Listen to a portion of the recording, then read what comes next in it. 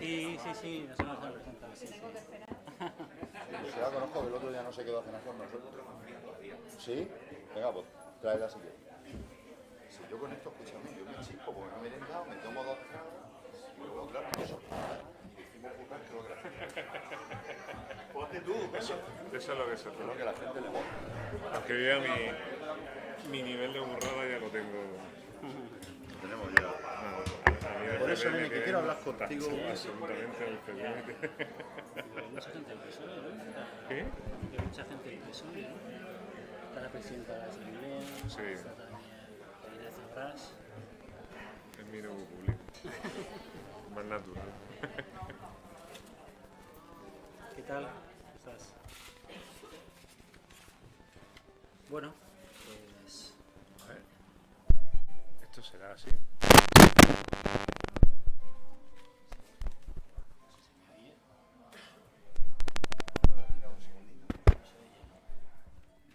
Me tenés que conectar.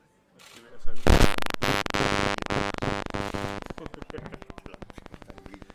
Voy a decir que corten y que pongan. sí. Bailar. No hay un sonido al micro. Acercar un poquito. Ponle un poquito de vino, porque lo chispe. Vale. Yo siento que solo hay 3 copas. Es para entonarnos, es que así decimos más burradas que lo que os gusta a vosotros.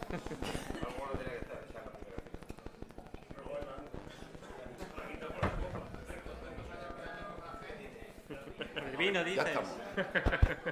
Ya tenemos. El vino de la región, ¿eh? Venga, adelante. Buenas tardes. Buenas tardes a todos. Me ha tocado, se me oye, ¿no? Sí, Me ha tocado perfecto. ser maestro de ceremonias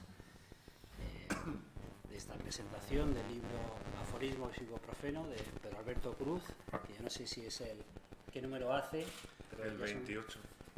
joder, son unos cuantos. Columnista también de La Verdad. Bueno, pues la verdad es que el peso lo van a llevar ellos de la presentación, como es lógico. Yo simplemente estoy aquí para hacer una breve introducción. Como bien saben ustedes, yo no voy a revelar ningún secreto. Los dos son autores que a nadie dejan indiferentes. Y eso es una suerte total para un director de periódico, porque la mitad de los lectores lo leen porque les gusta y la otra mitad lo leen porque no les gusta nada, pero tienen que estar enterados de lo que dicen. Y esos son las mejores firmas, ¿no? Firmas que en ambos casos se salen de la corriente mayoritaria, nadan contracorriente los dos, pero Alberto de una manera pues muy clara, porque además escribe muchas veces de asuntos que no tienen por qué estar de plena actualidad, con lo cual escribe realmente de lo que realmente le apetece y muchas veces pues exponiéndose demasiado, porque escribe no solamente lo que piensa, sino también lo que siente, y eso pues en una sociedad como la nuestra pues es quitarse el escudo y decirnos lo que realmente siente, pues es algo que es poco habitual. Para mí es muy valiente y es muy apreciable, ¿no? Yo siempre... ¿No se me oye? Sí.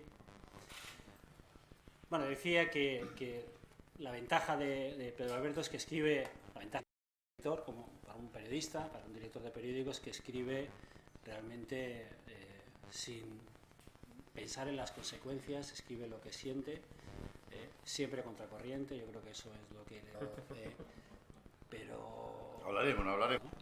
yo creo que la gestión de Pedro Alberto pues fue una gestión que mucha gente no va a olvidar, algunos para bien, otros para mal, pero desde luego esa impronta personal, ese sello propio es tanto en su etapa como gestor político, y luego como creador, que es la etapa que a mí más me ha interesado. Yo te decir que he tenido casi más relación con él a posteriori que en esa etapa, ¿no? De hecho, no siempre fue fácil la relación, porque es lógico, ¿no? Pero siempre hemos tenido un respeto personal que ha perdurado con el tiempo. Yo valoro mucho lo que él hace. Creo que además está tocando asuntos que son relevantes. Cuando él habla de la violencia contra las mujeres y habla de la posviolencia y explica a su juicio cuáles son los riesgos de difuminar lo que es la violencia machista en una especie de marco general más amplio, los peligros que tiene, ¿no? Yo creo que eso, que a él ni le trae ningún beneficio ni ningún perjuicio en principio, creo que es bueno que se diga. Creo que esa es la labor de los intelectuales, pronunciarse sobre esos asuntos y sobre todo alertar de aquellos peligros que están en el horizonte, porque es que muchas cosas de las que estamos viendo ahora ya las vimos en la década de los años 20 y 30 del siglo pasado, con unas funestas consecuencias, ¿no? Con lo cual, que haya personas que estén arrojando luz y pronunciándose sobre ese asunto, sobre todo personas como él, que tienen una formación, que llegan luego también a mucha gente joven en la universidad, pues creo que es importante. Yo creo que esa labor yo se lo agradezco, al margen de que luego a mí me gusta lo que hace. Yo aprecio, creo que... Yo me quedaría con que él es profesor de Historia del Arte en la Universidad de Murcia. Yo creo que eso es lo mejor. Luego tiene un montón de publicaciones en ensayo, fue director de CENDEAC, sabéis que fue consejero de Cultura, tiene muchos poemarios. Y vamos a presentar esta suma de aforismos que ¿cuántos tienes escritos? Bueno, buenas noches si quieres. En primer lugar, agradecerte a ti, por supuesto, por acceder a hacer esta presentación, y a Alberto Aguirre, director del periódico que todos los domingos acoge mis artículos, porque ha sido valiente. Son artículos que no son al uso. Hubo durante meses que publiqué exclusivamente poemas, lo cual eso es absolutamente inédito en un periódico generalista, y porque no es una lectura habitual en un periódico. Siempre he escrito lo que me ha dado la gana, con una libertad absolutamente absoluta, y quiero agradecérselo. Y quiero agradecerle a todos los presentes, que son todos amigos. Siempre hago especial hincapié en mis alumnos, que me hace mucha ilusión que vengan y que no han venido coaccionados de ninguna manera, solamente por cariño, que los quiero mucho. Hay aquí expolíticos a los que admiro muchísimo, como José Ignacio Gras, y naturalmente Rosa Peñalver, que ha sido la mejor presidenta que ha tenido la Asamblea Regional y que le agradezco. Y sobre todo quiero destacar una persona que me hace mucha ilusión que esté aquí, como es Joaquín Abenza, por circunstancias que él sabe y que, en fin, que me emociona mucho que esté aquí. Y que nada, que encantado, que os quiero mucho, naturalmente a mami, mi pareja, a mis padres. Y nada, que ya a partir de ahora Vámonos. Todo lo que quieras, soy tuyo. Vamos a la. Bueno, vamos a analizar la realidad que te defiende de lo que te rodea con estos aforismos. Dicen muchas cosas con las que yo me siento identificado, y yo creo que muchos de vosotros también, más hoy día en este ambiente de mediocridad que nos rodea, porque tú esto lo has titulado Palabras contra la mediocridad crónica. Dices que piensas demasiado, que es algo que yo creo que a muchos nos pasa, que a veces creemos que pensamos demasiado. Creo que valoras mucho la importancia de lo que supone tener un hijo. Reflexionas aquí sobre que estamos hechos para la pérdida, el invierno se está alargando demasiado, y esto es, en definitiva, ayer estaba ojeando y le puse un WhatsApp y le dije, esto es un escáner cerebral de Pedro Alberto Cruz. Y me dijo, me gusta esa definición porque es verdad, al hilo de lo que ha dicho Alberto, esto es una auténtica disección del cerebro de Pedro Alberto. Si una persona dentro de 150 años leyera esto, yo creo que daría un poco con lo que tú eres, lo que tú piensas, los miedos que tienes, las cosas que te anclan al mundo, etcétera, ¿no? Es verdad lo que dice Alberto, que son textos muy expuestos. Cuando los que escribimos nos exponemos mucho y a veces da miedo, tienes que ser muy valiente para hacer eso, y él es muy valiente porque aquí es verdad que te desnudas totalmente, y ahora iremos comentando algunas de las cosas sobre lo que piensas, lo que te asusta, etcétera. Son poemas, algunos son poemas porque hay algunos que son muy líricos, otros son simplemente disquisiciones, otros tienen, a mí también me gustan mucho, pues tienen un aire costumbrista, porque estás en el parque, te pasa a... A mí me parece fantástica y maravillosa, porque haces ahí una auténtica declaración de intenciones, ¿no? Con la que yo me siento muy identificado, luego comentaremos alguna cosa de esto. Y yo quería preguntarte algunas cosas que, aunque son tópicas, la gente las querrá saber. La primera es, que a mí me gustó mucho cuando me lo contaste, ¿cómo escribes tú? Porque no sé si todos sabéis cómo escribe estos aforismos, porque a lo mejor pensamos que está en su casa con un Apple ahí de última generación, ¿no? ¿Cómo escribes tú estas cosas? Bueno, pues estos aforismos son una recopilación de la sección que yo publico en La Verdad todos los domingos desde el año 2011. Es decir, la sección se publica los domingos. Y yo el miércoles comienzo a meterme prisa. Pedro, tienes que escribirlo. Esto hay veces que es que no te viene nada a la cabeza, no tienes eso que se llama la inspiración. Pero bueno, me pongo en modo concentración y al final van saliendo todos. Y yo los escribo en mi móvil. Mientras voy por la calle andando, voy a recoger a mi hijo. A ver si te pilla el tranvía, macho, pues si Sí. en un banco o algo. La verdad es que sí. Claro. Bueno, los semáforos de la plaza circular, que puedes estar 10 minutos parado, Eso sí. te da tiempo a escribirte 2 mapas y un mundo. Entonces, bueno, pues yo voy en mi mundo. Ahora, bueno, tengo la suerte que Alfonso X es todo peatonal y no tengo que fijarme en si... Y entonces voy concentrado en el móvil. Es absolutamente prosaico esto que acabo de decir, porque normalmente pareciera que la inspiración o la escritura se realiza en un sitio ahí cerrado, con luz artificial, íntimo. Pues no, yo escribo en mi smartphone y es algo prosaico. Yo escribo esto y todos mis poemas. Así que, bueno, primer momento de desmitificación. Eso está muy bien. Bueno, nos cuentas en el prólogo que haces, nos cuentas un poco por qué este título, ¿no?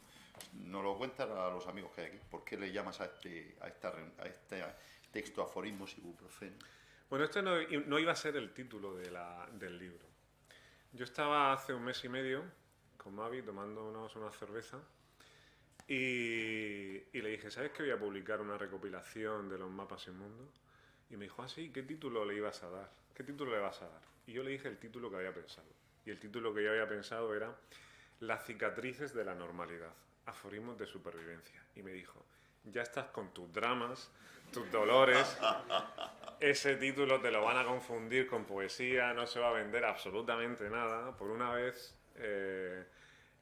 haz un buen marketing, elige un buen título. Y entonces Sí, esto es como el que titula una novela recitando a Petrarca. Coño, efectivamente. Que se han dado caso, sí. Sí, yo Luego mismo- se ríe ese. Qué cabrones. ¿Y cómo pues entonces me bebí una segunda cerveza y ya vino este título. Se lo propuse a ella y me dijo, ese está bien. Y entonces le dije, bueno, pues esta vez lo vamos a hacer como dices tú, a ver si tienes razón. Y dejo de ser un escritor marginal. ¿Y por qué ibuprofeno? ¿Por qué ibuprofeno? Bueno, yo soy un adicto al ibuprofeno. Todos los días me tomo uno, ibuprofeno. Ya me tomo naproxeno, pero ponerle aforismo en naproxeno ya era demasiado. Ya era, pues eso sí que era un título un poco... Sí. Y entonces, bueno, pues dije, en realidad yo siempre he intentado combatir por cierto estado de mediocridad,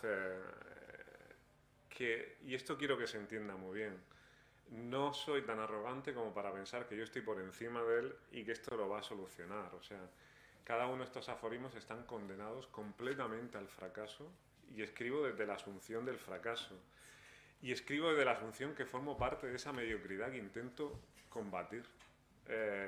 Entonces yo me considero un mediocre más que no obstante intenta revelarse como si de una pataleta se tratara. Y como son aforismos, como no es un libro, como tú bien has dicho, que se lea desde el principio hasta el fin, sino que te permite ir salpicando, ojeándolo, sobrevolándolo, eligiendo una pieza aquí, otra allá, pues dije, pues esto se parece al ibuprofeno que yo cada mañana me tomo para no tener jaqueca durante todo el día, ¿no? Y más o menos así fue la asociación de ideas. Te producen un alivio, aunque sea al menos temporal, ¿no? Sí, escribir te dura lo que lo estás escribiendo.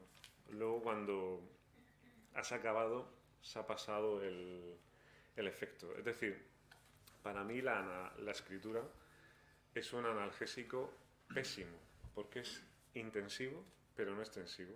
Te dura mientras estás escribiendo y desaparece en el momento que has puesto el punto y final. Claro, bueno, esa es la realidad. Pero una cosa que te quería preguntar yo, esto esto ya a nivel personal. En el texto hay desencanto, en muchos de los aforismos hay nostalgia. Es verdad que nos cuentas que muchas de estas cosas pues no tienen solución.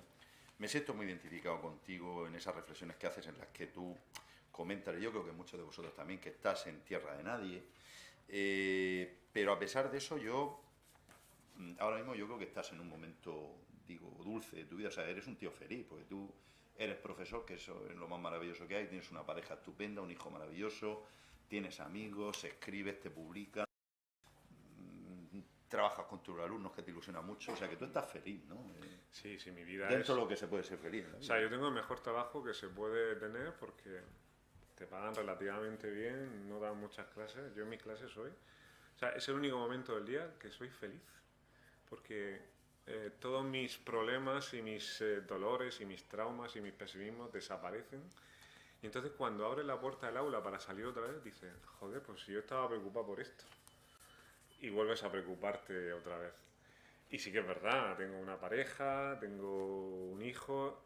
Además me encuentro yo ahora mismo... ¿Te gusta el fútbol, salir a correr un ratico? Sí. En fin, todas esas cosas dan... Correr todos los días, mis 8,5 kilómetros es una terapia que no me puedo perder porque si no me Pero además vuelvo... correr tiene un punto ahí zen que te quedas colgado cuando llevas media horita y ves las cosas de otra manera, ¿verdad? Yo soy un junkie de las endorfinas. Entonces, Claro, es que claro.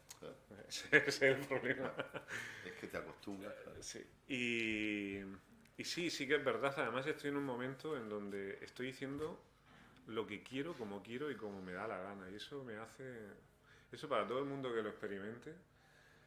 Es verdad que hay veces que, por ejemplo, un día como hoy, en donde he hablado 2 veces en la radio, se ha publicado una entrevista en La Verdad, ahora estamos aquí, he tenido clases, estás constantemente hablando y mostrándote al exterior. Y eso, cuando todo sucede en un mismo día de manera tan intensa, te acaba vaciando y acabas sintiéndote mal, ¿no? Y entonces necesitas compensarlo con un poco de silencio e intimidad. Sí, de quitarte de en medio. Efectivamente. Claro, eso pasa, por ejemplo, en Estados Unidos con los autores de bestsellers. Tienen promociones de 6 meses, como las estrellas de rock. Y claro, eso es terrible. Yo me quedo en el camino. Estar todo el día hablando de ti mismo y repitiendo eso. Yo prefiero ser un escritor más Sí, da gusto tener un cierto grado de que puede ser anónimo. Oye, y una cosa que quería preguntar, ¿te sientes ya mayor? Pero no digo mayor en el sentido de viejo y eso, sino... ¿Sabes tú que, bueno, yo pienso que un tío con 22 años no puede escribir una buena novela, creo yo. Se han dado casos, ¿eh? Y a lo mejor poder escribir estas reflexiones que haces tú, que son profundas y tal. Pero que ya tenemos una edad, yo más que tú, que ya miras para atrás y ya tienes bagaje, ya tienes mucha experiencia. ¿Te sientes mayor en ese sentido? Te miras para atrás y tienes un montón de cosas hechas. Me siento... O sea, hay cosas en las que te sientes mayor. Sobre todo me siento mayor en cómo se acentúan mis miedos, ¿no? El miedo hacia la muerte, que es una cosa absolutamente obsesiva en mi caso. Desgraciadamente, durante este último mes he tenido que ir al tanatorio a familiares de amigos míos y eso te hace sentir, pues diciendo, joder, es que estamos en una fase ya muy, muy, muy jodida. Y en ese sentido de... No estamos pidiendo pista todavía, pero... Sí. Oye, y una reflexión. ¿Vosotros lo habéis pensado? Yo cuando voy en España lo de los entierros lo hacemos fatal, porque sabéis que los anglosajones hacen unos entierros cojonudos, habla la familia, y estos curas de tanatorio son flojos, o sea, son... Bueno. Es verdad, son como los curas más flojos, como los de tercera división. ¿Os habéis para pensarlo alguna vez? Yo tengo un poema, que precisamente tengo un poemario que se va a publicar en enero o febrero, que es el con el que gané el premio de Inicia García, y tengo un poema dedicado expresamente a los curas de tanatorio. Madre mía, qué trabajo más chungo. Escucha, pásamelo esta noche, ¿eh? Porque qué trabajo, ¿eh? Además, sobre todo porque son como funcionarios sí, no que, conocen dicen, a nadie, ¿no? que dicen 4 y 5 veces la misma cosa de una manera aséptica. Y entonces llega un momento en que dices, joder, yo no quiero escuchar que en verdes praderas. Yo lo que quiero es una persona era un que cabrón, sienta dolor. pero lo echamos de menos. ¿Sí? Algo así. Los anglosajones, viene el padre Michael, hostia, y habla de ti, te ha conocido, no sé. Efectivamente. Sí. Yo quiero que venga el padre Michael. Coño. Eso. Bueno, escucha, ¿leemos alguno suelto así que a ti te apetezca? Bueno, ¿Te apetece? pues sí, Venga, vamos. 2 o 3 y seguimos con... Oye, si queréis preguntar algo, como dirían mis alumnos, está a vuestra disposición. Venga, dale. Bueno, pues si mi presbicia me lo Sí, permite... yo me he traído las gafas, ¿eh? Y como hay buena luz, si quieres te las dejo. Además, mira, las uso yo en clase, son estas que hacen así. Lo que pasa es que a veces te pillan, ¿eh? Sí, Bueno, mira a ver si con por esto- ahora voy Vale. bien, si eso te la pido. Venga. No es un síntoma de vejez. Ya, dímelo a mí. Voy a empezar por el aforismo 0, por así decirlo, que es el que encabeza a todo. Y este aforismo fue escrito en retrospectiva, porque mientras que desempeñas un cargo público, la gente dice de ti absolutas barbaridades. Se inventa vidas que de haberlas vivido hubieran necesitado 10 reencarnaciones para... Y yo en esta región he sido pues un depravado, bueno, he sido absolutamente de todo, ¿no? O sea, todo lo malo que os podéis imaginar, solo me faltaban los cuernos y el rabo, ¿no? Para ser el hombre del saco. De hecho, yo no sé cómo no se ha institucionalizado eso de niño duérmete que viene Pedro Alberto Cruz, ¿no? En Holanda se lo dicen a los críos. Bueno, pues este aforismo 0 lo escribí precisamente por eso, ¿no? Y dice: pido perdón por no pensar desde el primer hasta el último día de mis días de la misma manera, por preferir ser contradictorio a inmovilista, por elegir la vida antes que las siglas, por no ajustarme a ningún perfil de manual, por haber hecho y dicho lo que en conciencia creía y me apetecía sin miedo a que por no cumplir ningún estereotipo me los adjudicaran todos. Pido perdón por haber sido tachado de facha, rojo, maricón, cocainómano, putero, chapero, porque cuando no rindes pleitesía a nadie y te crees libre para actuar sin pagar peajes, la excrecencia ajena te es arrojada con la fuerza de un odio que jamás pudiste imaginar. Entonces, bueno, pues todo esto fue un resumen de tantas cosas. Yo tengo en Google, si se pone mi nombre, 30 millones de entradas. Un consejero de Cultura, que es la última mierda de un gobierno, de provincias, de Murcia, que es la periferia de España. Que ahora es la comunidad autónoma de los chistes. 30 millones de entradas. Es decir, y el 99% es diciendo absolutas barbaridades. Menos más que yo ya he advertido a mi hijo diciéndole: tú no te creas nada de lo que leas de tu padre. ¿Puedo leer uno yo? Sí, claro. Pues. Mira, es que a mí este me gustó mucho. Dice: la vida solo tiene dos momentos. Uno, elegir. Y dos, asumir que te has equivocado. Es bueno, ¿eh? Ándale, márcate tu otro. ¿Qué te gusta a ti? Pues mira, a ver si lo encuentro. Hay uno que me gusta especialmente porque viene a renglón seguido de lo que acabo de leer. Es cortito, dice: las vidas de los otros no hay que entenderlas, solo dejarlas ser. Sin más, no juzguemos. Dejemos que cada uno sea como quiera y como le dé la gana. Luego, de la amistad. He sufrido tantas decepciones de la amistad. Sí, de eso vamos a hablar. Que me han llevado a una serie de aforismos también cortitos. Y digo: de la gente ya no espero la lealtad, Hey. sino una traición civilizada, sin cláusulas de dolor. U otro: la verdadera amistad es la segunda vez de todo. Y yo creo que es absolutamente verdad, porque creo que los que estáis aquí, mis amigos, son la segunda vez de todo, que ya es la verdadera amistad. Y después, digo, después de tanta amistad verdadera, me conformo con una soledad sin ínfulas. Y puedo seguir. Te voy a preguntar una cosa, al hilo de esto que has comentado. Yo apuntaba aquí, tú pones una cita de Hausmann que dice: comprender todo es no perdonar nada. Entonces yo te voy leyendo y diciendo: esto me pasa a mí, esto me pasa a mí. Entonces me ha hecho sentirme como normal. O sea, y os recomiendo la lectura porque es verdad que él hace reflexiones. Lo de la mediocridad imperante que tú comentas es verdad. Vivimos en una sociedad bastante mediocre, muy venida a menos. No quiero empezar a meterme con los políticos, por eso tengo que ver el nivel formativo, intelectual, profesional de la clase política actual. Que eso luego repercute en todo lo demás, porque son los que mandan. Entonces, esto de comprender todo y no perdonar nada, a mí me pasa porque a veces es mejor no saber muchas cosas y puedes perdonar mejor. Entonces tú dices: no espero lo que acaba de decir, no espero lealtad, sino una traición civilizada. ¿Te has sentido traicionado? ¿Es más relacionado, creo yo, con tu paso por la política que por la vida en sí? De mi paso por la política, ahora mismo aquí solo hay una persona que trabajará conmigo que es leal hasta la extenuación, que es Pepa y que está ahí. El resto no hay absolutamente nada. Y es triste, ¿no? Porque al final te das cuenta que todo ha sido... O sea, en la vida, en cada aspecto, hay un interés. Sí. Pero lo que pides a la gente es que primero los intereses sean honestos y estén sobre la mesa. Porque todos tenemos interés en una relación Claro. de amor, hay una relación de interés, pero que estén sobre la mesa. Al final te das cuenta que, y eso es lo más duro, ¿no? Que lo que has vivido durante mucho tiempo es una ficción. Durante, antes y después de la política, ¿no? Y entonces al final todo ha sido un filtro que ha destilado pues los que somos. Y no hace falta que los que seamos muchos, ¿no? Yo cada año siempre hay un momento... O sea, tienes que hacer algo o te imaginas hacer algo porque al final nunca lo haces y dices, bueno, ¿a quién invitarías, no? Y, joder, qué lista más corta. Y por un lado te dan ganas de llorar, pero por otro lado dices, bueno, ¿y para qué más ruido, no? Sí, no, además es verdad, bueno, estos son tópicos, pero los amigos de verdad se cuentan con los dedos de la mano. Pero es verdad que, por ejemplo, en el caso, todo el mundo tiene un interés en estar contigo, pero en el caso de la amistad es un interés relacionado con que le gusta cómo eres, conectas con esas personas, te quieren, a pesar de cómo seas tú. En el caso de la política o del éxito futbolístico o literario, pues en muchos casos eso es una aproximación interesada. Y claro, pasar de todo ese ruido, de todo el mundo detrás de ti haciéndote la pelota de una vida normal, pues hay gente que eso, tú sabes que lo procesa mal. Tú te quedarías descansando, me imagino.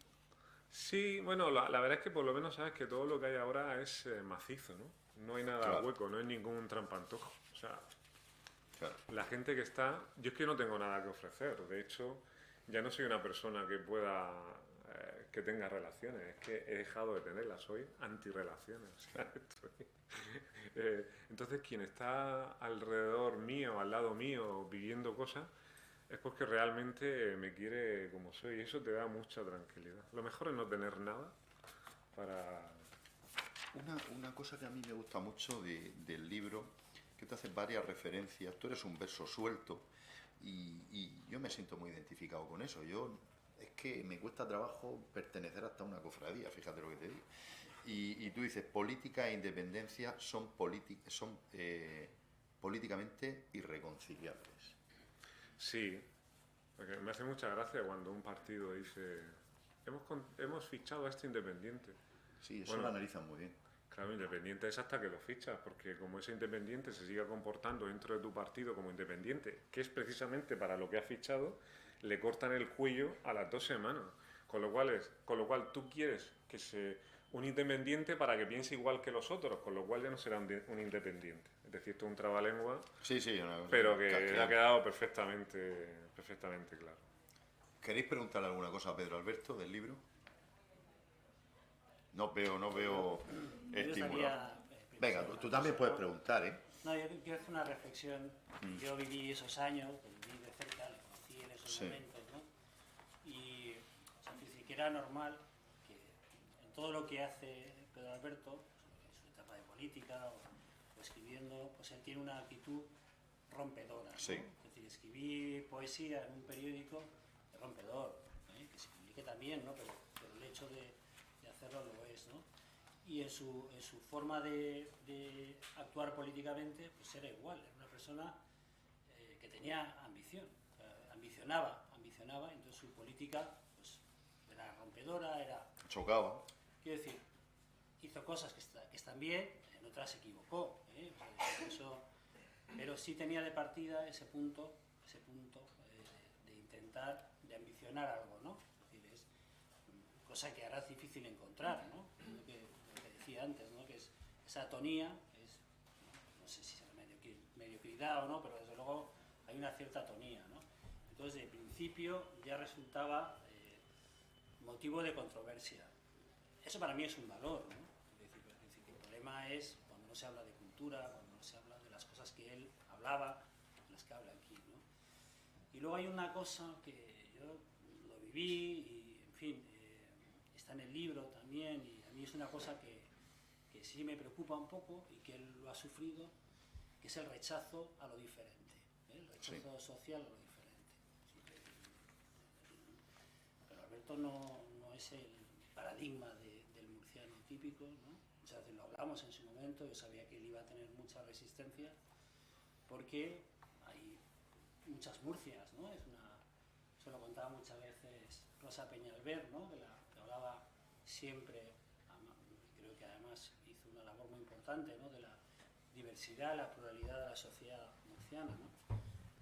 Y entonces hay una resistencia social a lo diferente, que se manifiesta en criticar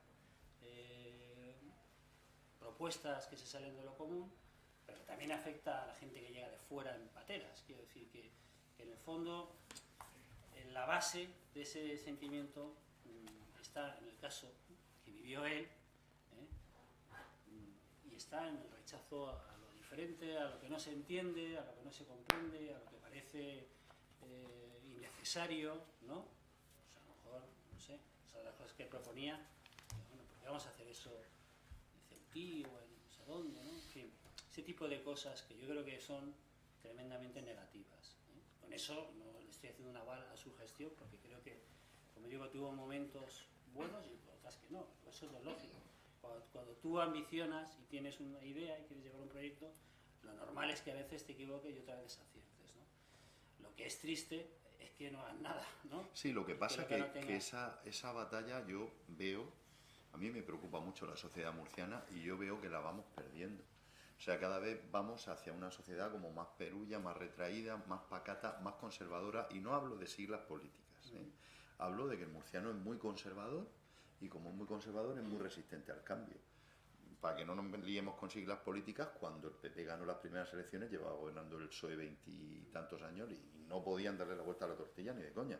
Murciano tiene miedo al cambio, entonces claro, cuando sale un tío, nosotros que intentamos agitar conciencias, que la gente piense, todo eso cada vez, yo es que veo que cada vez casi que es peor percibido. O sea, nosotros estamos ahí como gilipollas intentando hacer que la gente piense y la gente no piensa. Y al hilo de esto que comentas, de tu gestión y de cómo ves tú el arte, claro, yo esto es algo que a mí se me escapa, porque yo soy de San Antolín y de arte sé más bien poco.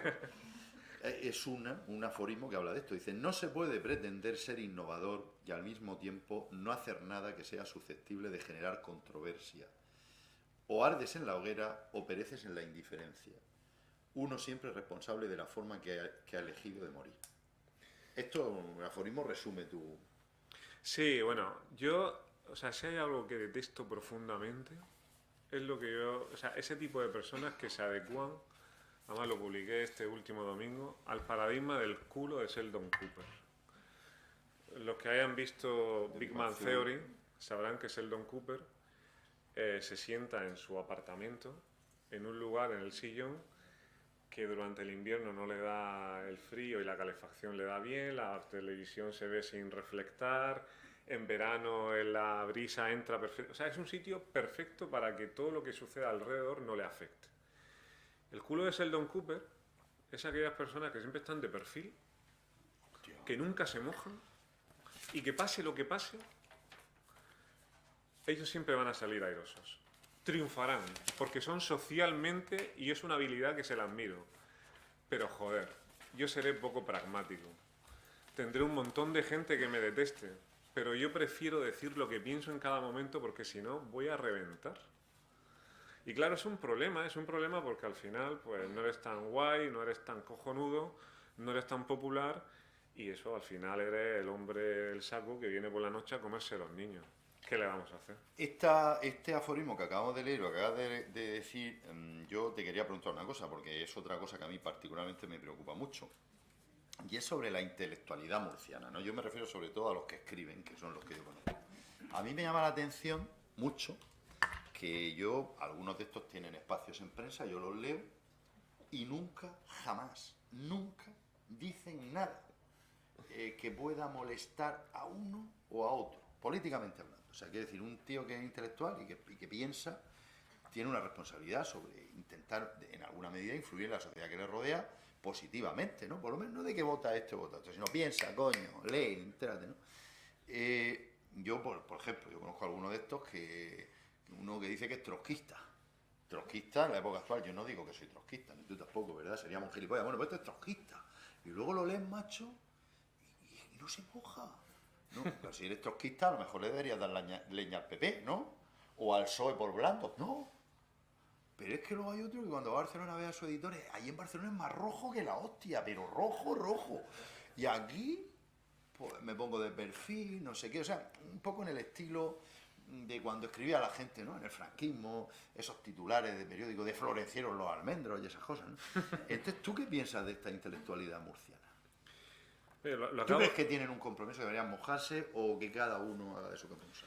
Lo acabo de decir, yo al final cada uno tiene que hacer con su vida lo que quiera porque sí, porque es lo que acabo. Sí, pero tú eres valiente, pero ¿tú crees que esta gente no, compromiso, debería de que me parecen egipcios, que están así todo el rato? Pero vamos a ver, Jerónimo, cuando además Alberto acaba de decir que como consecuencia de querer cambiar el status quo, como consecuencia de comprometerte con algo, o sea, quien se compromete, quien arriesga y quien rompe, unas veces va a acertar y otras veces se va a equivocar. La inmensa mayoría, las veces que te equivoques, lo va a utilizar para ajusticiarte en plaza pública. ¿Quién está dispuesto a eso? ¿Quién está dispuesto? Al final, yo es que... Claro, y esto no o sea, pero al final, fíjate que tú tienes mucho miedo a muchas cosas, sí, pero eres valiente. Sí, porque es una contradicción. Yo soy absolutamente contradictorio. O sea, la contradicción en esencia soy yo. Y entonces yo vitalmente tengo un miedo atroz absoluta a muchísimas cosas, pero siempre en el ámbito más profesional, pues siempre he sido muy lanzado. Y claro, y eso también te deja sin defensas, ¿eh? Sí. O sea, que llega un momento en que dices, estoy desnudo, estoy a la intemperie. Estás en tierra de nadie. Yo, después de 7 años de estar en la vida pública, o sea, cuando salí dije, o sea, que no sé quién soy, estoy vacío. O sea, estoy vacío porque he estado tan ocupado de todo lo que había alrededor, tanto por intentar esa utopía de cambiar todo lo que no es que me haya descuidado, es que me he olvidado de pleno. Y necesito volver un poco a cuidarme. Y reconozco que ahora soy un poco más egoísta, ¿no? Y eso que he dicho, eso que ha publicado esta mañana la entrevista de La Verdad, en cuanto pueda me voy de Murcia, claro, algo que es una utopía, porque soy funcionario y hemos hablado de eso hoy, y tengo un hijo. Claro. Pero es esa cuestión, o sea, para mí Murcia es el entorno de la exteriorización, del compromiso con todos los demás y del olvido de mí mismo. Y yo necesito ese exilio, entre comillas, no sé si, supongo que será de unos meses, de unos años, lo que sea, para volver a echar de menos todo esto y para encontrarme un poco yo, porque todo esto me recuerda a aquello que me alejó de mí. Que es una estupidez, que al final uno tiene que crecer en el sitio en el que está, sí es verdad. Esta mañana Maika, que está aquí, me lo ha dicho perfectamente en la tertulia que tenemos en la SER. Esto al final es casi como una huida de un poeta enfant terrible ahí, o sea, un romanticismo absolutamente ramplón en contra del cual yo siempre he estado, pero bueno, al final es algo aspiracional. Es una idea subversiva también. Sí. Eso también tiene su... O sea, yo creo que está bien, ¿no? Aquí y sobre todo aquí. O sea, independientemente de por qué lo dices, en qué momento, yo creo que es una... es que es sano, o sea, decir, que alguien diga yo me quiero ir de aquí, ¿no? A mí me parece algo positivo. Yo no quiero que te vayas, pero sí, pero que estamos haciendo algo mal porque... Que alguien se atreva a decirlo, a mí me parece que eso está muy bien. Comparta, ¿no? Esa es la otra parte de lo que hablábamos antes, ¿no? de la diferencia y tal, y es que es verdad que tú muchas veces exteriorizas tu vulnerabilidad y eso te hace ser presa fácil también, porque o sea, no todo el mundo es sensible. No, esconden todo. Quiero decir, entonces eso, bueno, oye, lo que te recomiendo es que, como los buenos boxeadores, que te protejas de eso también, ¿no? Eso me lo dice mi madre. Claro, tiene toda la razón, ¿eh? O sea, decir que yo, a ver, entiendo que está muy bien lo que haces y lo que dices. También te digo, bueno, tampoco vayas... Ya, pero yo, o sea, mi madre me ha dicho muchas veces con estas palabras, nene, exponte menos. Y yo le digo, y se lo he dicho muchas veces, Digo, vale, es verdad que yo expongo todo lo que soy. Y por tanto la gente sabe toda mi vida. Digo, velo también por el lado positivo. En la manera en que ya lo has dicho todo, no tienes nada que esconder. En la medida que no tienes nada que esconder, no tienes secretos y por lo tanto, la mayor inquina de este país que se aplica en visibilizar esa vida oculta. Bueno, Esa debilidad. esto soy yo, y a partir de aquí, si queréis lincharme, me lincháis. Claro. Pero yo ya lo he puesto, y lo que es exponer la interioridad, que es verdad, es rebajar tus defensas, pero bueno, ya no tienes nada detrás, ya no tienes nada donde rascar. Entonces, bueno, intento siempre verlo, o sea, tiene su lado positivo y su lado negativo. Ya, pero ahí hay una parte prosaica en eso y en la siguiente. Si tú tienes una vida sencilla... tienes que ir. Sí, Creo corre, que tiene una... Pido disculpas No os a preocupes, todos. no te preocupes. Muchas gracias, Alberto. Hasta luego, niño. Hasta luego. Lo que pasa que ahí, en esto que apunta Pedro Alberto, hay una parte que es prosaica que es la siguiente. Cuanto más sencilla es tu vida, pues menos tienes que perder. Hay un episodio de Los Simpsons muy bueno que Homer se mete a sindicalista y Sí. le toca las pelotas al señor Barnes y le dice, te voy a hacer la vida imposible, y está en la cama con Marge durmiendo. Y dice con Marge, y dice, pero vamos a ver, Homer, ¿cómo te hace la vida imposible? Un tío como tú, que su máxima ilusión es comer chuletas los miércoles y darse un revolcón ocasional con su mujer, ¿qué le van a quitar? Pues esto es lo mismo, o sea, en el momento, en esto a ti te pasa como a mí, yo soy un profesor de instituto, tú eres un profesor de universidad, eres funcionario, vamos, algo que mate a un alumno, y aún así habría que ver en qué circunstancias Pero no va a no ser, te ¿no? van a echar. Entonces, claro, ¿cuándo te hacen a ti daño? Cuando tú tienes veleidades políticas, o tú eres un juez que quiere ir a audiencia nacional, ahí sí. Ahí tú te pueden coger por las pelotas, pero claro, eso, por eso es lo que te hace peligroso. Pero bueno, ¿quieres leer alguno más? Quiero leer uno sobre, Venga, dale. sobre mi hijo, porque tengo... De eso te iba a hablar yo. Tengo, o sea, el primer capítulo que está dedicado al desencanto. Yo siempre digo que lo mejor es nacer desencantado para que luego ya la vida te asombre, ¿no? Porque si sucede al contrario es un desastre. Y eso, cuando te lo leí, pensé en las relaciones personales, las mejores amistades que he tenido yo. Hay gente que la conoce, ay, qué guay, no sé qué, y luego te apuñalan por la espalda, pero en cambio gente con la que has empezado mal, y eso acaba mejor, porque empieza en el desencanto. Sí. Y ya solo te puede sorprender positivamente. Efectivamente. Pues voy a leer dos muy cortitos, dos que son muy sencillos y no tienen nada de elaboración intelectual, ¿no? Estos surgieron de, pues eso, de las vísceras casi. Uno que dice, hay una razón por la que el nihilismo no es un absoluto. Se llama Pedro, mi hijo. Y hay otra que dice, este lo escribí, no lo leo y lo explico. Voy con mi hijo tomado por la calle. ¿Quién protege a quién? Desde luego que él a mí. Cuando tenía 3 años y iba a recogerlo al colegio, él era muy indolente, por llamarlo de alguna manera, y siempre quería que yo lo llevase tomado durante todo el camino. Así que durante un curso entero lo llevé tomado, atravesando toda Murcia. Y claro, la imagen desde lejos podría parecer que era yo el que lo protegía a él, tomándole y abrazándolo, pero era realmente él quien me protegía. Y eso lo tengo ahí absolutamente grabado. Es que los tengo los dos subrayados, me revista la presentación. Eso es verdad, yo lo leí y me gustó mucho, porque yo creo que todos hemos experimentado esa sensación, que tú a veces te encuentras mal y abrazas a tu hija y parece que te reconforta. Son lo que nos separa del nihilismo más absoluto, probablemente los críos. Y es que yo te quería preguntar una cosa, esto de esas sensaciones que tú experimentas con la paternidad, ¿tú crees que esto es algo más biológico? ¿Que estamos programados para eso? ¿Sabes que yo soy biólogo? Pues mira, yo te voy a decir una cosa. La paternidad es el único aspecto de mi vida que no me he parado a reflexionar y a intentar intelectualizar.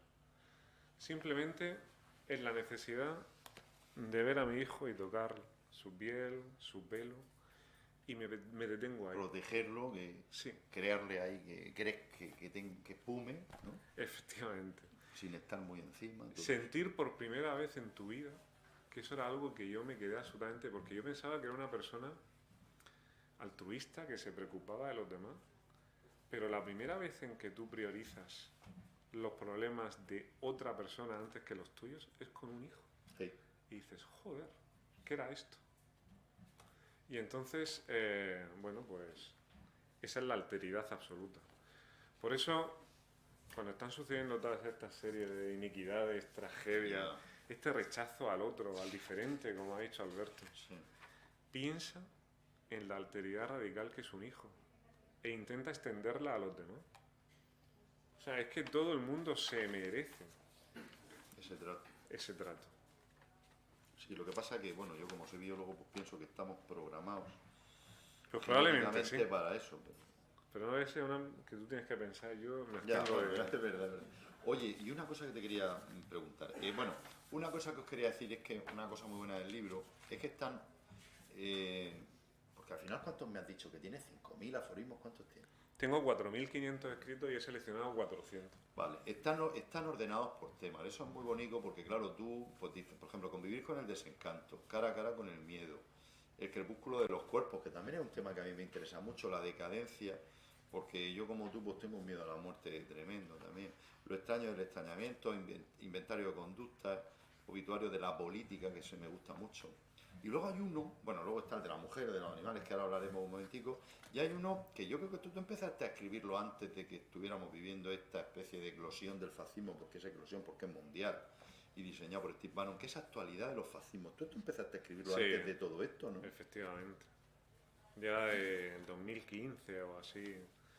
No sé, se veía venir. Tengo aquí uno que no está en lo del fascismo, pero que a mí me recordó a cierto partido, que dices, está muy visionario aquí, dice, el mejor líder será no tanto el que sepa transmitir ilusiones, cuanto el que sea capaz de gestionar el cansancio social.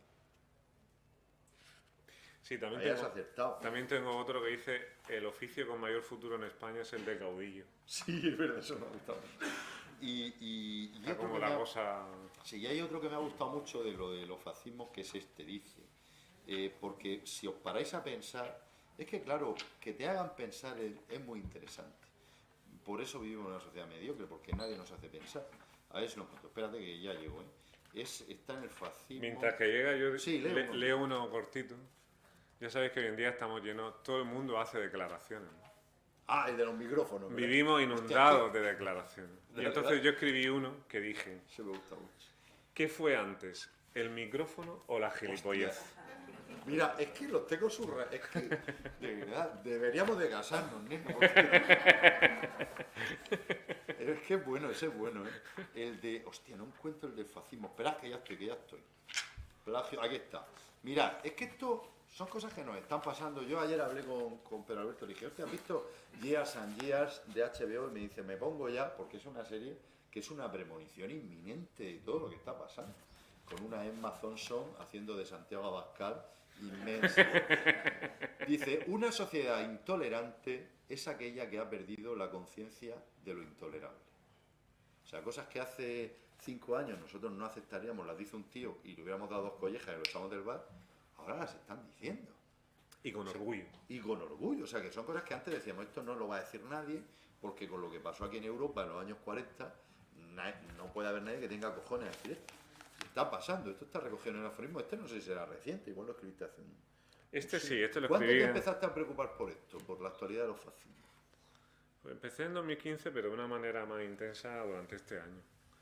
De hecho, lo que decías antes de te sientes más viejo, si lo traducimos a te sientes más maduro a la hora de hacer la selección de aforismos, Sí, yo lo iba en esa línea. he elegido muchos más desde 2016-17 hasta ahora que de 2016 hacia atrás.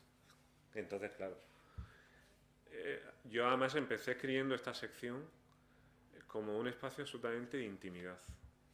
No trataba casi nada de la actualidad, nunca citaba nombres, pero llegó un momento en que había que romper. O sea, es que la realidad está tan rabiosamente gritando que tú tienes que responder de alguna manera, porque si te quedas dentro de la burbuja eres un miserable y un traidor, ¿no? Y entonces ahí empecé ya... Ahí se desencadenó todo.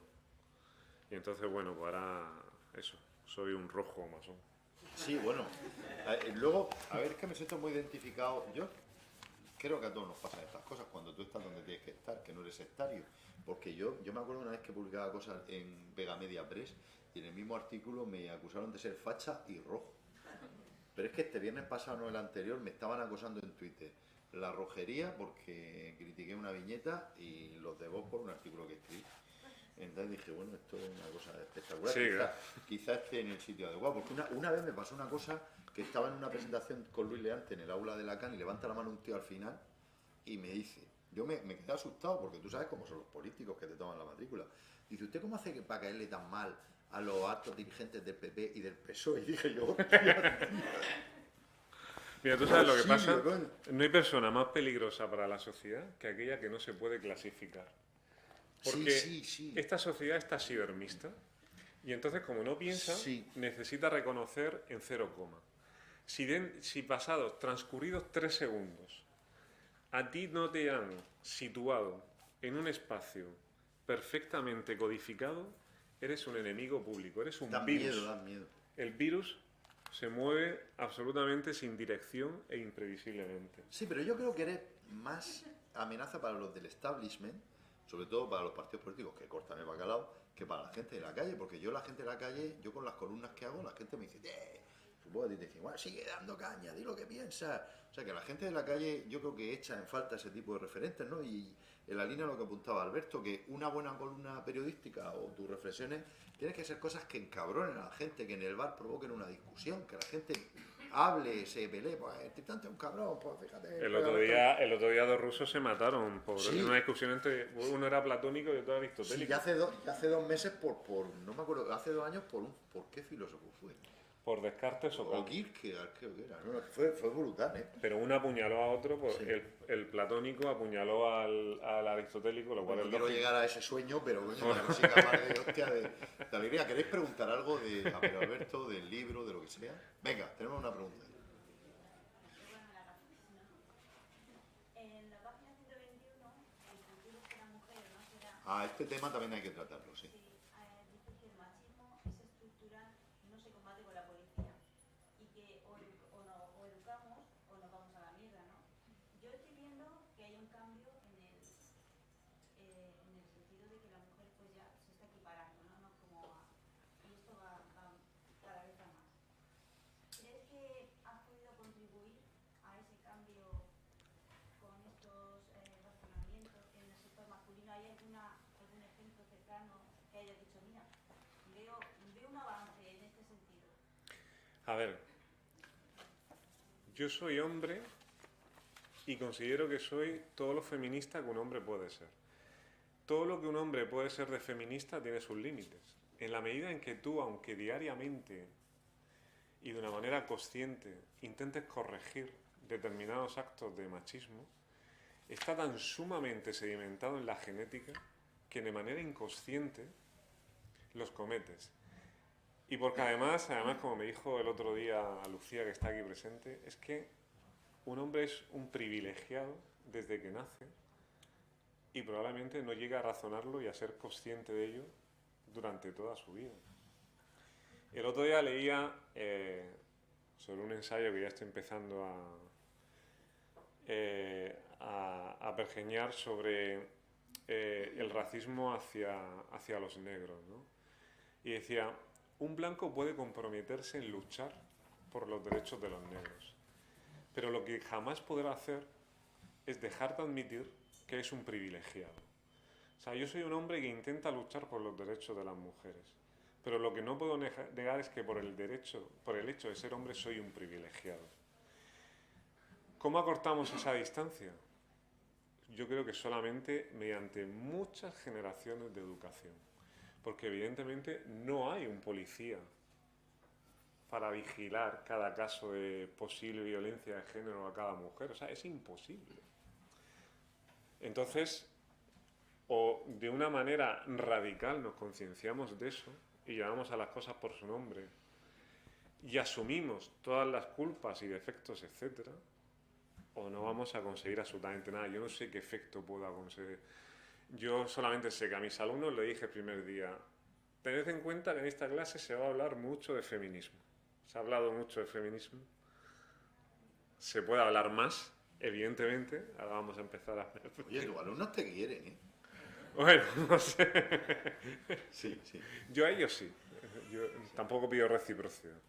Entonces, bueno, pues eso es uno de los temas que más me importan. Yo cuando muchos me pueden acusar de traidor y todo eso, yo les digo, yo lo único que estoy luchando, escribiendo y opinando desde donde puedo es por los derechos de las personas. O sea, ahí importa un bledo las siglas. Son los derechos de las personas, de las mujeres, de los inmigrantes, de los animales. De los animales. O sea, no quiero animales no humanos y animales humanos, vamos a decirlo Sí, así. sí, Además, mi incluso gato es una animales persona, también. mucho más persona que otras personas. Exacto.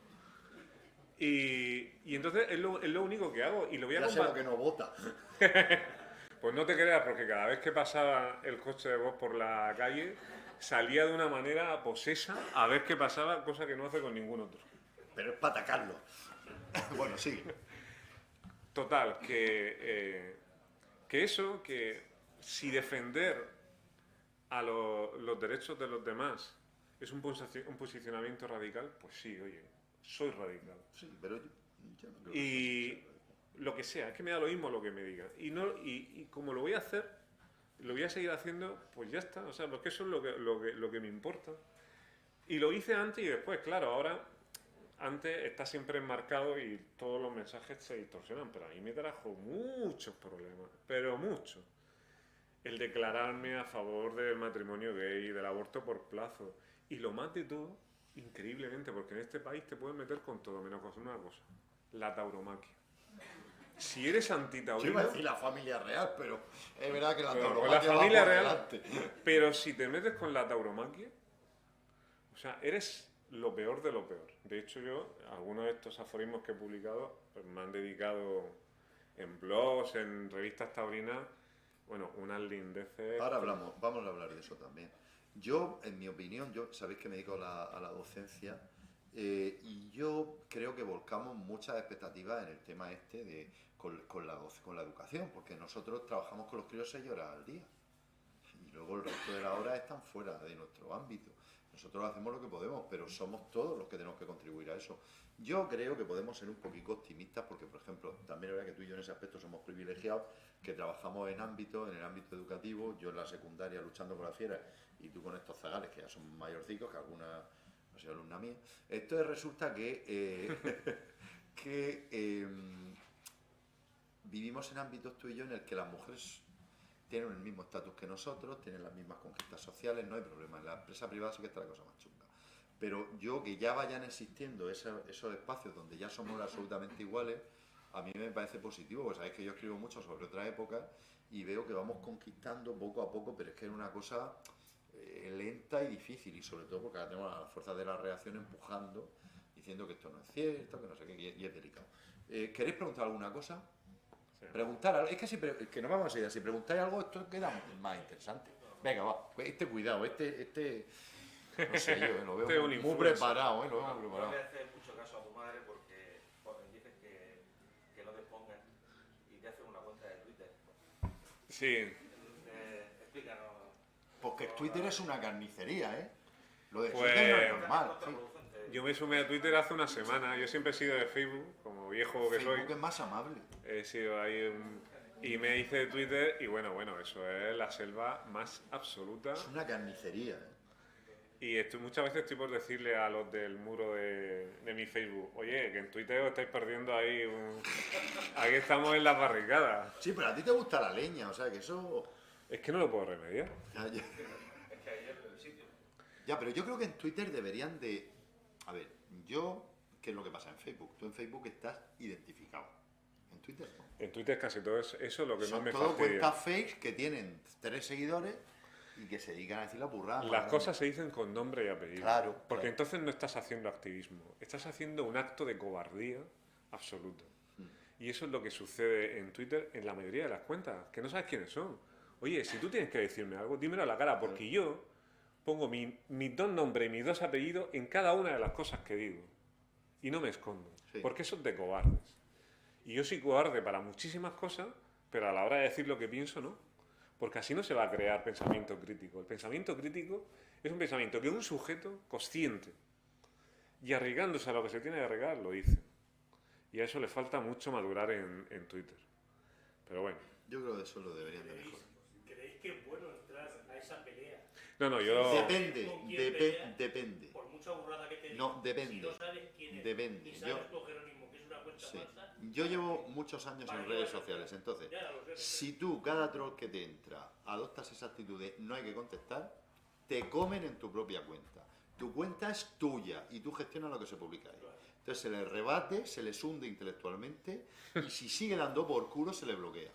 Esa es- Bloqueo antes de... No, es verdad, hay que hacerlo así, porque si te callas es que tu muro es suyo. Esa es la conclusión de la noche. Estás dando por hecho que sus argumentos son ciertos. Es así, ¿eh? ¿Te compensa esa guerra si después no vas a bloquear? Sí, porque demuestras que tienes dos cojones. Y como la gente es muy mediocre, dice, hostia, entro y este me pega 4 para arriba, para abajo y me deja en ridículo. Así que, a ver, no nos equivoquemos. Vamos a ver, los matones de patio respetan al que tiene cojones. Tienes que tener, si estás ahí, tienes que tener cojones. Y tienes que contestar. Es verdad que cuando eso ya es un troleo, o sea, tú le contestas y te trolea y te trolea, socio, fuera. Y luego, de hecho, cuando lo bloqueas se cabrean, porque yo el otro día pillé un hilo de fachas, que había 15 opiniones ahí, que decían que yo era la Greta Thunberg murciana. Yo no creo, vamos, yo tengo un rostro más amable y soy más gracioso que la Pero, de la tío, Greta, con que mucha una- honra, si a mí me dices que escucha, soy Greta Thunberg... Ya, porque- pero yo sé que a ti la Greta te gusta, pero yo voy a escribir un artículo no metiéndome con la Greta, diciendo que lo de la Greta es contraproducente bajo mi punto de vista. Ya explicaré por qué. Porque tiene cara de niña nazi, hostia, y de cabrear. Somos el medio ambiente, vamos a salvar el planeta, los otros son los malos. Los señores con chisteras, las corporaciones que están emitiendo gases, y nosotros nuestra imagen es una cría que está así, ¡ah! Hostia, coño, vivimos en la sociedad de la comunicación. Vamos a transmitir un mensaje más amable, salvamos el planeta. No somos una niña cabreada que tiene un aire ario así raro. Bueno, esto es pillé un hilo ahí y todo estaban escanizados porque los había bloqueado. Y dije, hostia, qué bueno bloquear, porque ¿qué es lo que buscan ellos? Buscan una persona que tiene más impacto que ellos para dar por culo y luego en su respectivo partido decir, mira, yo le tengo los huevos a Tristante. Esto me lo han hecho a mí 2 amigos. Uno de Ciudadanos y uno que quería volver a Vox. Que aprovechándose de mi amistad, que además yo sé cosas que yo le pongo ahí 2 tweets y los hundo. Pero una es de cárcel.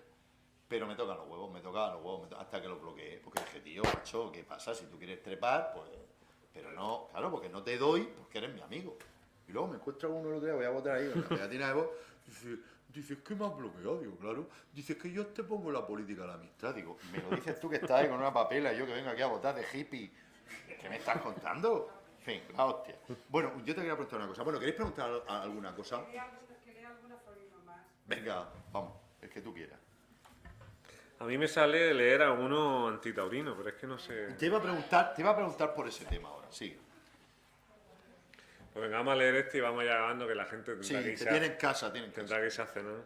Este es un poquito más largo, pero tardo 2 minutos. Y lo escribí cuando un torero, que eso fue en septiembre, se acercó a un toro que estaba llorando ya en sus estertores y le limpió Las lágrimas. las sí. lágrimas de sangre, ¿no? Y entonces, bueno, pues yo escribí eso, lo siguiente. Ese pañuelo que seca las lágrimas del toro antes de matarlo es el sudario en el que se halla envuelta la poca vergüenza que le queda a este país. El gesto magnánimo del asesino no busca empatizar con las lágrimas del animal, sino borrarlas. Porque las lágrimas siempre sobran en la esfera social. Máxime cuando se derraman de un ser vivo al que se tortura bajo el supuesto de que no tiene sentimientos. Secar las lágrimas del toro agonizante es un gesto que busca poner orden allí donde las emociones lo han desbaratado. Y entendamos por orden la suma de lo viril y de lo racional. No se trata solamente de que lo que no tiene la capacidad de sentir llore. Es que además, al dejar caer lágrimas, se feminiza. El toro debe morir con dignidad y nobleza, es decir, como un guerrero en el combate, como un macho en toda regla. La plaza es para los tipos con los huevos bien puestos, y la contemplación de las lágrimas mengua la calidad y la longitud de la erección. No sería extraño que ese pañuelo de la crueldad humana pase a formar parte de la colección de medallas del asesino, y acabe enmarcado y expuesto en un lugar destacado como testimonio de su heroicidad. Este aforismo me supuso para mí... Es bueno. Dime. Me lo replicaron desde un foro taurino diciéndome absolutas barbaridades. A mí esto me recuerda a lo del pavo que le está quitando las lágrimas al toro que está torturando. Yo vi un documental sobre los torturadores de la dictadura argentina y salía un torturador y decía que estaba torturándolo el tío que lo torturaba y cuando hacía descanso se ponía a hablar con él y decía, pues mi hija, yo no sé si carga económica o empresarial, o sea, es que ellos eso pues, como que lo tienen normalizado y dice, vamos hijo de puta que me estás torturando, o sea, te quito las lágrimas, chacho, no me des puyazo y no me las tienes que quitar, ¿no? Que hay que respetar la vida. ¿Cómo en todos sus llegaste, extremos. ¿Cómo llegaste a eso? Porque, a ver, yo no era, tampoco era taurino, tú tampoco, pero no éramos antitaurinos. No, yo siempre he sido antitaurino desde Sí, pequeño. pero hay algo que te empuja a ti más a esto. Y luego, a partir de esa raíz antitaurina, mi deriva hacia el animalismo ha venido como consecuencia de Mavi, mi pareja, que es animalista y que me ha sensibilizado hacia eso. Entonces, como o sea, yo considero que es un error que una persona, desde que nace hasta que muera, piense lo mismo. Sí. Entonces, si estás vivo, estás poroso y abierto a todo lo que te pasa. Y a mí. O sea, yo lo único de lo que ¿cómo decirlo? De lo único de lo que presumo en esta vida es que cuando a mí me explican algo que me parece sensato y lo comprendo, lo acepto. Y si tengo que decir durante toda mi vida anterior he estado equivocado, lo digo. Muy bien. Y a partir de ahí me moriré. Así que lo mejor es que como consecuencia de esas transformaciones a lo largo de la vida, te consideren contradictorio. Porque sí, porque es la única manera de hacer lo que te dé la gana. Mira, yo Y porque somos pura contradicción. Es que usted dijo que este tío era muy majo, bueno, pues ahora es hijo puta. yo siempre he hecho, y con esto me gustaría concluir, lo que me ha dado la gana porque es lo que me ha gustado y lo que he sentido. Y escribo un libro de la performance más radical. Soy director del museo de una cofradía procesional en la región de Murcia. Soy un ufólogo frustrado. O sea, si volviera a nacer me encantaría dedicarme a la ufología. Escucha, que yo solo sabía que nos vamos tú y yo a Rockwell juntos. Yo Bueno, tengo aquí amigos- tenemos a un maestro como Joaquín Abenza, Sí, director del que último yo tengo- peldaño. Sí, que yo tengo amigos que han ido, ¿eh?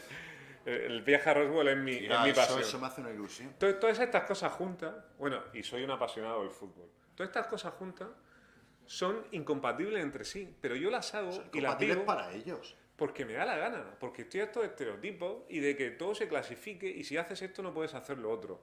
Pues sí, oiga, soy feminista y nazareno. Sí, es ver-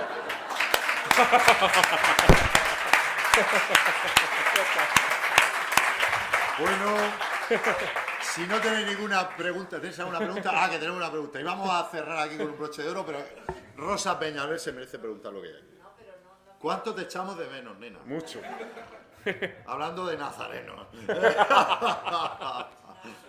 quería preguntar, solo quería darte las gracias, pero Alberto, porque, bueno, me haré con el libro, pero yo te sigo siempre cada domingo y soy una lectora compulsiva de periódicos, es una deformación que te da el estar en política cuando estás muchos años y yo me dejo siempre la parte cuando llega un tuyo me lo dejo porque es el rato que tienes que pensar un poquito, que tienes que reflexionar. Bueno, Y que creo que además, y lo de darte las gracias es porque creo que eres una persona muy valiente y muy generosa. Valiente por cómo te pones, que es lo que se está diciendo a mí, ¿no? Y generosa porque en realidad eso es generosidad, es decir, te estás jugando tu tipo para decir cosas que muchos a veces están o estamos pensando y que no decimos con esa claridad. Y eso es generosidad, porque eso en esta región así, en esta tierra, lo voy a decir así, te quitan posibilidades de futuro, no nos engañemos.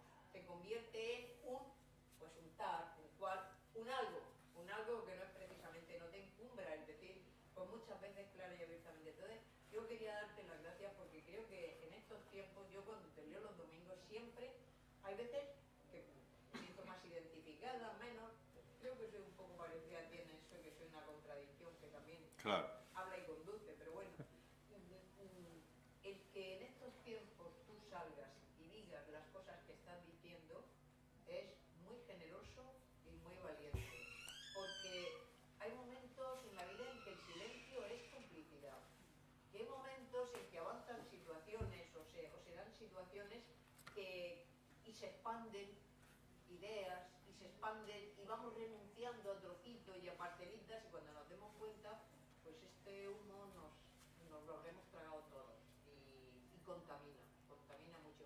Por tanto, muchas gracias, yo te leo cada domingo con muchísimo placer, desde muy atrás, y ahora estoy escuchando algunas y es que además las recuerdo, ¿no? Claro. No es ibuprofeno, que a mí no me sienta bien, pero me lo tomo como una buena pastilla cada domingo. Muchas gracias, Rosa. Es un honor esas palabras viniendo de ti. Es verdad que haces ahí un poco como con las películas, acordado las películas del oeste, que están todos acojonados y viene un grillado que es el sheriff y se enfrenta a los malos. No O sé. como el calendario de los bomberos anual, que se desnuda. Bueno, también, pues No, sí. no es una comparación buena porque, en fin, No, pero escucha, si con eso atraemos a las chicas, yo estoy abierto a todo.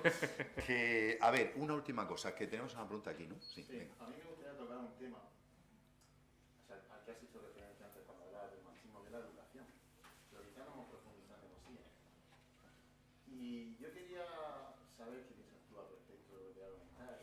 En un país cada vez más atávico, más cainita, más tendente al choque entre extremos, de un signo y de otro. Estamos abocados a eso, Que se retroalimenta. que se retroalimentan, efectivamente. ¿Qué hace una institución formativa, educativa, como la universidad, para paliar todo eso que está aconteciendo en este país? Y que algunos vemos con cierta clarividencia, lo decimos en tertulia, lo comentamos con los amigos, aquí en reuniones, pero No te creen. no te creen. Y ese discurso, realmente, ese discurso de lo atávico y lo cainita, desde la universidad se lucha contra eso. mira, al final, o sea, en España, cada vez que se toca la educación es para peor. La LOMCE es lo peor que le puede haber pasado a la educación española, ¿no? En fin, me callo porque no quiero...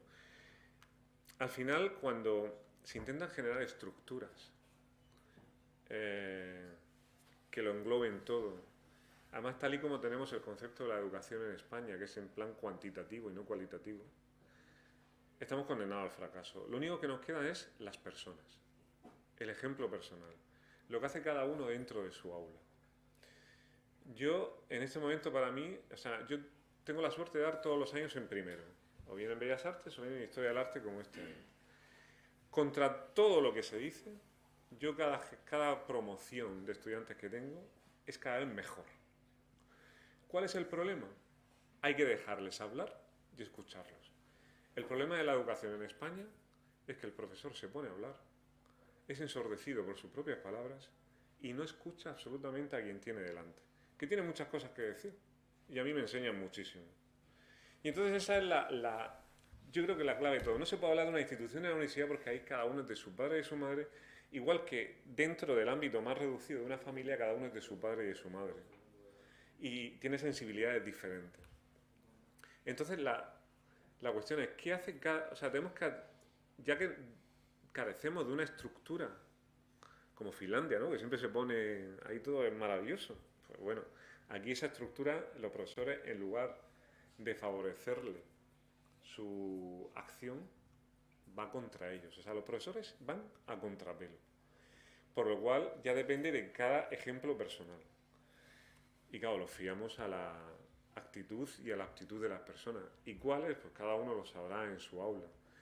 En la universidad hay de todo. Hay muy bueno y hay muy malo. En la política hay gente muy buena y gente muy mala. En todo hay muy bueno y muy malo. Y la universidad tendría que ser algo más, claro, pero no lo es. Y las escuelas deberían ser algo más, pero no lo son. Yo es que cuando veo en la puerta del colegio a los padres las conversaciones que tienen, en donde si a un crío no le gusta jugar al fútbol, es un maricón, y una cría que no le gusta jugar a las muñecas es una marimacho, digo, ¿pero qué estamos hablando de educación cuando los padres son los que quieren perpetuar los estereotipos de siempre? Por eso me jode tantísimo lo del PIN parental. Porque hay cosas que los padres no pueden enseñar porque están lastrados por su propia cultura.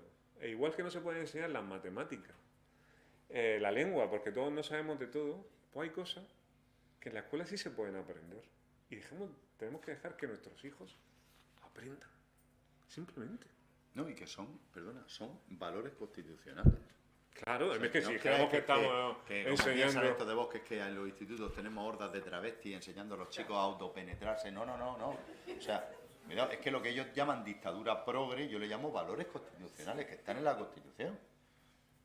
Una cosa, el otro día tuvimos una actividad en el instituto del CABI, que vino a hablar de maltrato y tal, y un montón de alumnos se quedaron fuera porque no habían traído el ese firmado, que yo ya dije en un artículo que eso iba a pasar. Si más que el PIN parental, más que un problema ideológico, lo es organizativo. Porque a muchos críos se les olvida y entonces no tiene el S, quiere entrar a la charla y no puede entrar y se queda fuera. Pero nosotros no podemos pedirle a cada tío que vamos a hacer una actividad. Otra cosa es que te lo lleves de excursión, que ahí tienes que ir blindado. Eso es una locura. Pero bueno. Bueno, ¿alguna cosita más? No, yo creo que ya podemos... Bueno, escucha, vas a firmar libros, ¿no? Bueno, si alguno quiere, Vale. y lo compra. Tenéis la ocasión de que lo tenéis aquí, que si queréis que os firme el libro, lo firma encantado. Muchísimas Muchas gracias, ¿eh? Venga, Me lo firmas para Pablo y Irene. Hasta luego.